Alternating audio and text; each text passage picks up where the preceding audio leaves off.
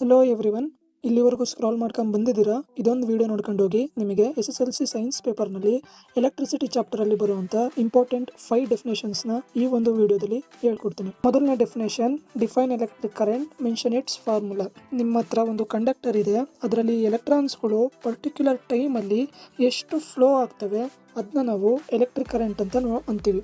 ಇದರ ಡೆಫಿನೇಷನ್ ಹೀಗಿದೆ: rate of flow of charges with respect to time is called electric current. Formula I is equal to Q divided by T. I ಅಂದರೆ electric current, Q ಅಂದರೆ charge, T ಅಂದರೆ time. Next important definition, define potential difference, ಹಾಗೆ define 1 volt. ಇದು ತುಂಬ important, ಕೇಳಿದರೆ ನೋಡ್ಕೊಳ್ಳಿ. Work done to bring unit charge from one place to another is called potential difference.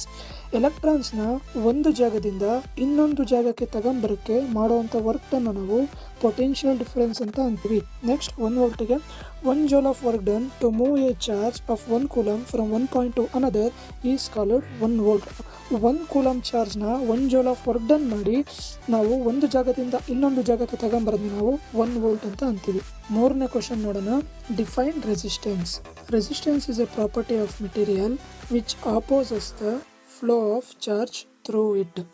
ಸರ್ಕ್ಯೂಟ್ಸಲ್ಲಿ ಕರೆಂಟ್ನ ಫ್ಲೋನ ಆಪೋಸ್ ಮಾಡುವಂತಹ ಮೆಟೀರಿಯಲ್ನ ಪ್ರಾಪರ್ಟಿನ ನಾವು ರೆಸಿಸ್ಟೆನ್ಸ್ ಅಂತ ಅಂತೀವಿ. ನೆಕ್ಸ್ಟ್ ತುಂಬ important, define resistivity. Resistivity is a resistance of a conductor having unit length and unit area of cross section.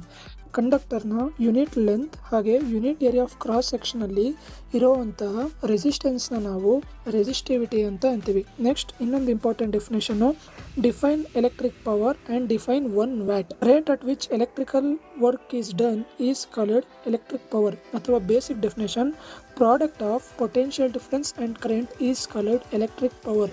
Product of potential difference ಮತ್ತು ಕರೆಂಟ್ನ ನಾವು ಎಲೆಕ್ಟ್ರಿಕ್ ಪವರ್ ಅಂತ ಅಂತೀವಿ. Next 1 ವ್ಯಾಟಿಗೆ 1 watt of power is consumed by the device when it carries 1 ampere current which operated at 1 volt of potential difference.